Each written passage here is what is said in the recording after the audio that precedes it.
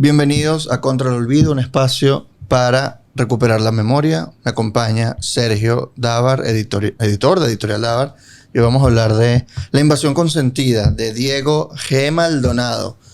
¿Quién es el autor de este libro, Sergio? Hola. El autor es un nombre ficticio, es un seudónimo.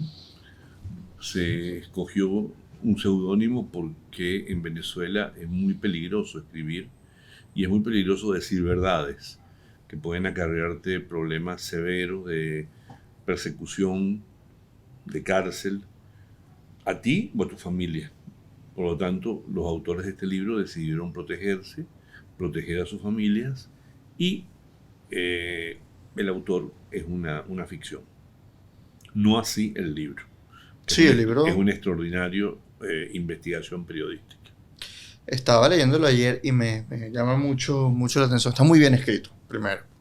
Y hay muchos datos muy curiosos de la relación de Venezuela y Cuba, en especial, por lo menos la primera parte, de la relación entre Hugo Chávez y Fidel Castro.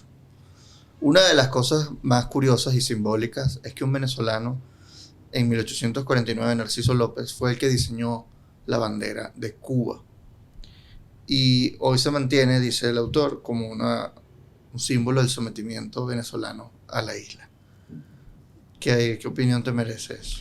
Sí, es un dato muy, muy relevante. Me llama, bueno, me gusta mucho que lo anotes.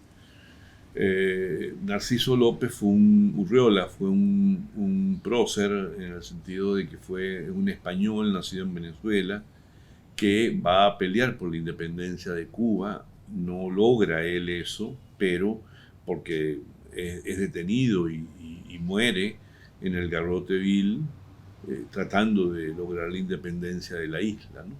Y él confecciona, junto con otros rebeldes, la bandera. A mí me parece muy, muy impresionante este dato. Por un lado habla de la relación de los dos países y de los, digamos, de los cubanos y los venezolanos, esa relación que es muy estrecha, muy importante, pero también sí es un símbolo de un sometimiento y un símbolo de cómo también a veces la política hace que no puedan haber relaciones normales, independientes y distantes de lo que es el sometimiento, sino que caen en este tipo de cosas que son muy dañinas, porque en esta relación entre Venezuela y Cuba hay mucha tela que cortar, pero también hay mucha injusticia. Tú mencionabas una recién, que es, una cosa es lo que le paga el gobierno a los médicos cubanos y otra cosa es lo que Cuba le paga a los Sí, justo antes médicos, ¿no? de ir al aire, que PDVSA le paga $13,000 al mes por médico cubano y a los médicos les dan un salario de $300 al mes. Sí. Una ganancia abrumadora. Tanto que ha renegado el socialismo del capitalismo, pero es como... Pero explotan al trabajador igualmente. Una explotación capitalista demasiado severa, recibir $13,000 y pagar 300, ¿no? Claro. Por eso también te explica, en muchos casos, médicos que han desertado en Venezuela y que se han ido porque no querían seguir en este nivel de explotación.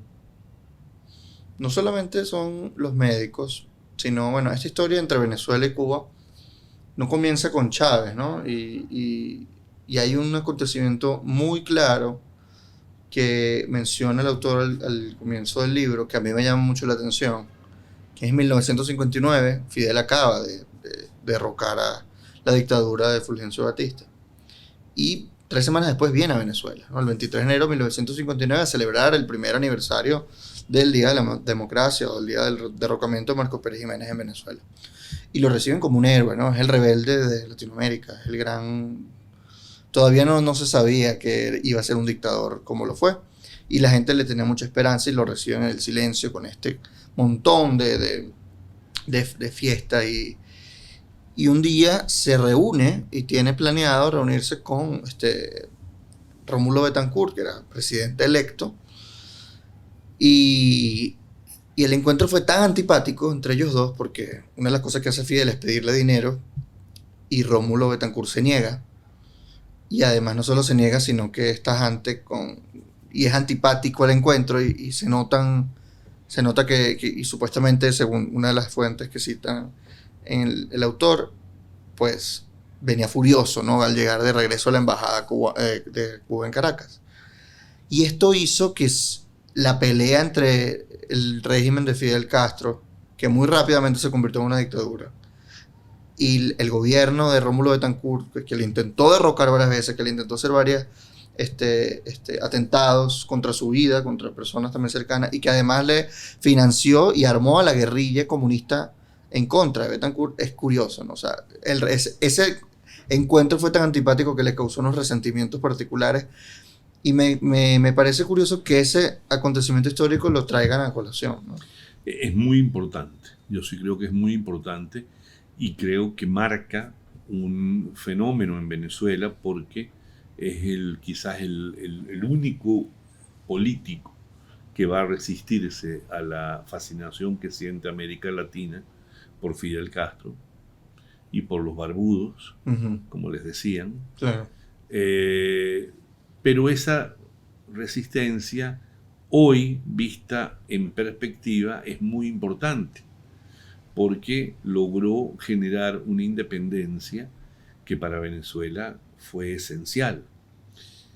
Independencia que se va a caer cuando sube al poder Hugo Chávez, y vamos a tener que empezar a hacer unas especies de canjes por espejitos, donde entregamos petróleo y entregamos una cantidad de cosas, y donde les abrimos el espacio territorial venezolano para que Cuba nos invada, ya lo quieras ver de manera simbólica o no, y se hagan cargo de programas sociales, oficina de identificación ciudadana, notarías, transacciones petroleras, el sistema eléctrico nacional, y además el mapa de todas las reservas minerales del país. Entonces, no estamos hablando solamente, es decir, lo simbólico es real, porque finalmente toda invasión tiene una perspectiva simbólica, pero también es una invasión real, porque es que todo lo que es importante en Venezuela está manejado o supervisado por gente de Cuba. Y yo recuerdo gente como Teodoro Pekov, que habían sido cercanos a Cuba en algún momento de su historia, sí, guerrillero y tal, pero muy molestos porque tenían que ir a una oficina de identificación a sacarse una cédula, y la persona que lo estaba entrevistando era un cubano. Y eso es algo que es inaceptable. O sea, tú te pregúntale a un argentino, uruguayo, mexicano, español, si él estaría dispuesto a que todo lo que es la documentación esencial de todos los ciudadanos de ese país lo controle un país extranjero, y te dirían que es imposible, que eso no cabe en la cabeza de nadie. Bueno, aquí eso ocurre. Entonces, esto es un tema, no es nada más la invasión consentida con título, no es una mera... No es una metáfora, sino que estamos hablando de algo muy real. Claro. De hecho, bueno, en este momento hay una situación grave en Cuba, porque este gobierno ha tenido que bajar los envíos de petróleo y otras cosas, porque estaban en una situación crítica. Pero demuestra cómo estábamos alimentando a la isla y cómo la estábamos sosteniendo. Entonces es un tema... Incluso cuando bajó la producción petrolera, desde 2015 incluso. Por allí, ¿no? Ahora, yo quería mencionar otra cosa, Ricardo.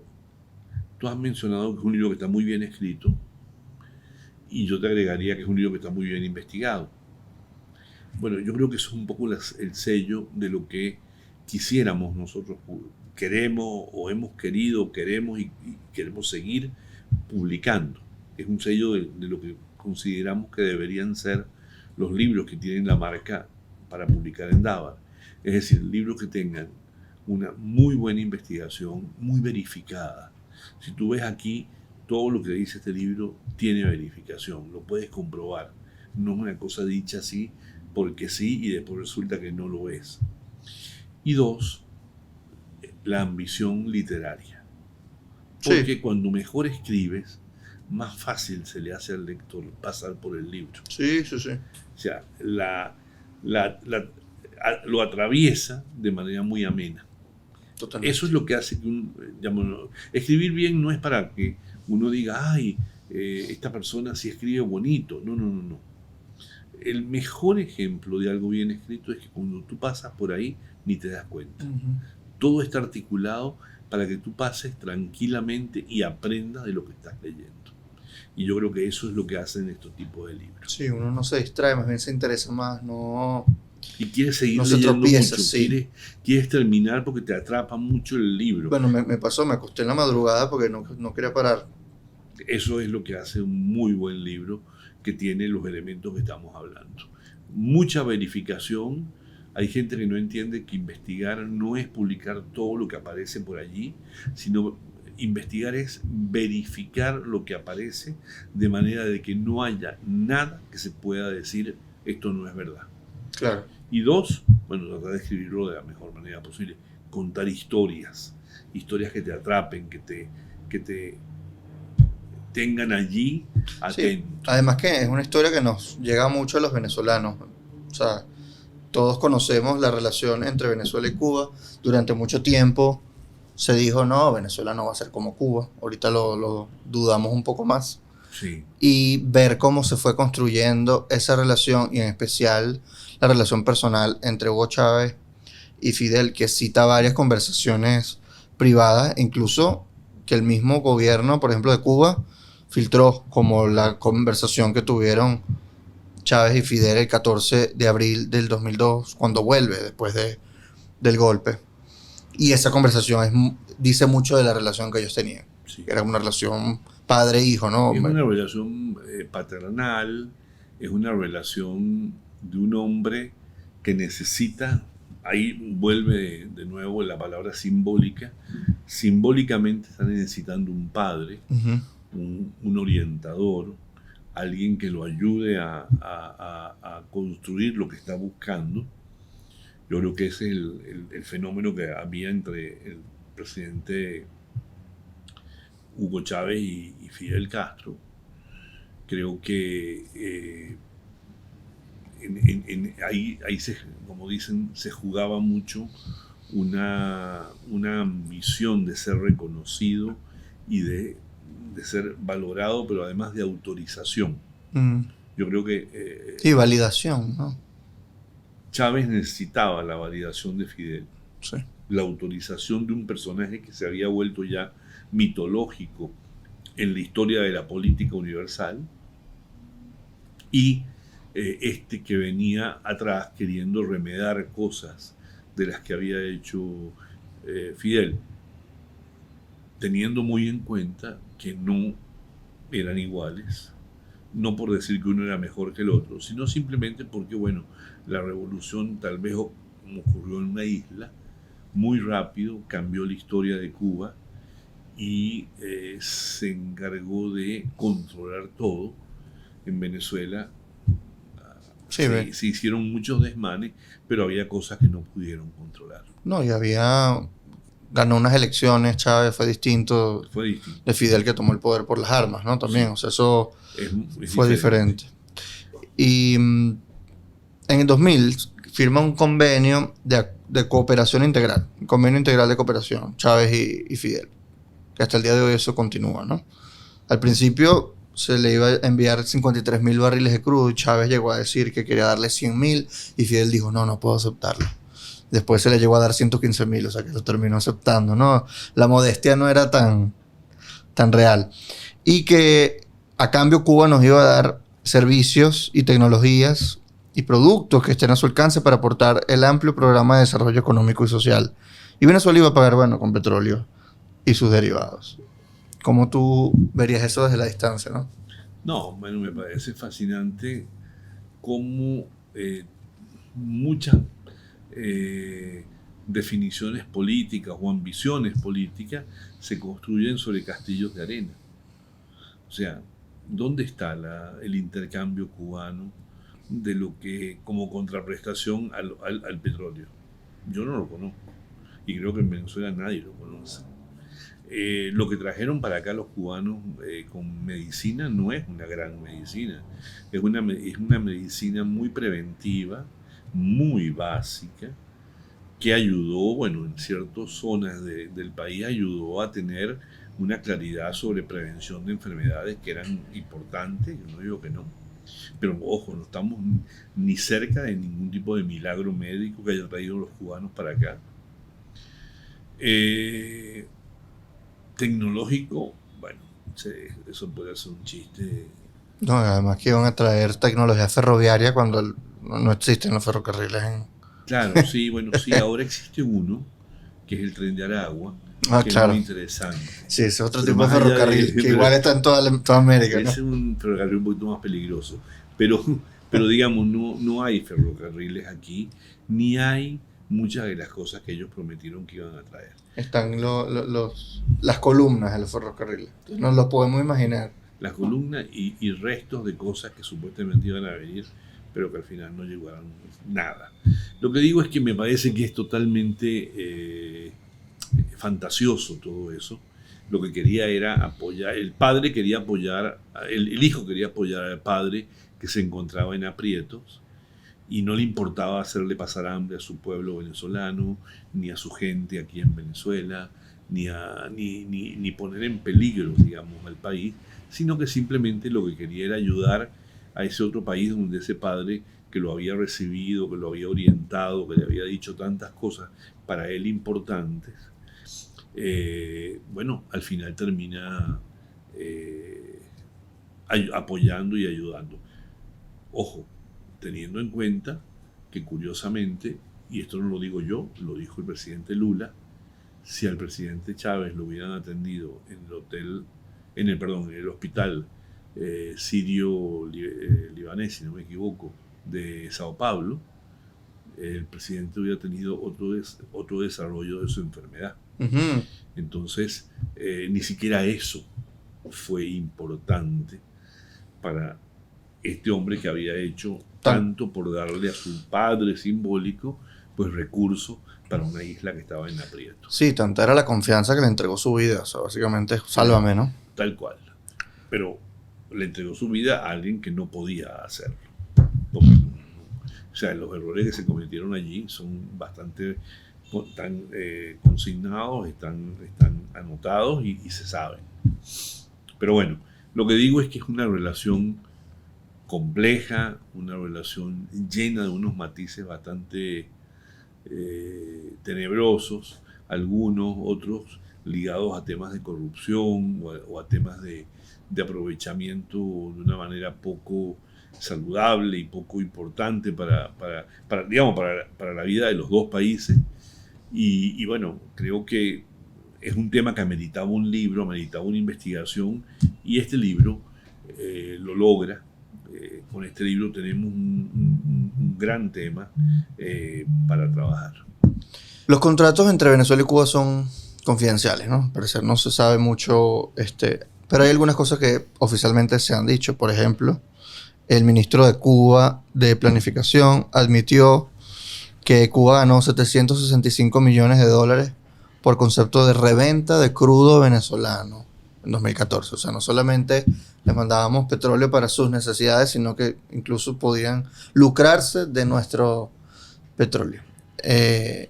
Incluso, pues, otros datos son relevantes, como que el intercambio comercial empezó en $460 millones, terminó en 2007, ya eran 7.100 millones, o sea, se le dieron miles de millones de dólares anualmente a la isla. ¿Cómo tú crees que eso ha repercutido de alguna manera en la política venezolana si no se le hubiese dado tanto dinero a Cuba? Por ejemplo, el 2014, que fue un año muy particular, ¿no? Que empezaron, claro. Ya la crisis estaba, claro. Ya estábamos en recesión económica. Pero sin duda hubiéramos podido alimentar mejor al pueblo venezolano, ayudar más a los temas de salud, tan graves que tenemos en Venezuela. Y no solamente Cuba, sino también otros países a los que les hemos regalado petróleo y no hemos podido recibir nada a cambio. O sea, yo sí creo que es muy importante lo que mencionas, porque creo que este país ha estado sufriendo por un capricho gubernamental de regalarle a Cuba y a otros países, como digo, petróleo, sin preocuparse por lo que eso le generaba de problemas. Y yo creo que algún día, bueno, habrá que reconocer que eso hizo mucho daño y que son culpables de haber, digamos, devastado al país con la entrega de petróleo y de haber mantenido en la pobreza y en el hambre a mucha gente. ¿Dónde podemos conseguir el libro? El libro está en todas las librerías venezolanas, el libro está en Amazon, en KDP y en ebook, en tablets y también en Kindle Publishing Demand, que es que tú lo imprimes en cualquier parte del mundo y te lo mandan a tu casa, y también en 400 librerías que están dentro de Podiprim, que en cualquier parte de América Latina o Estados Unidos una librería pide una cantidad de libros, se lo mandan y lo puede vender. Es decir, está bastante fácil de encontrarlo, y es un libro que, insisto una vez más, se lee muy, muy bien. Muy bien, está muy bien impreso. La edición que se encuentra en Venezuela y en Amazon también, ¿no? Sí. Vale mucho la pena, yo lo tengo ya todo rayado. Y se raya sabroso. La invasión consentida de Diego G. Maldonado, por supuesto, un seudónimo. Gracias, Sergio. Gracias a ti.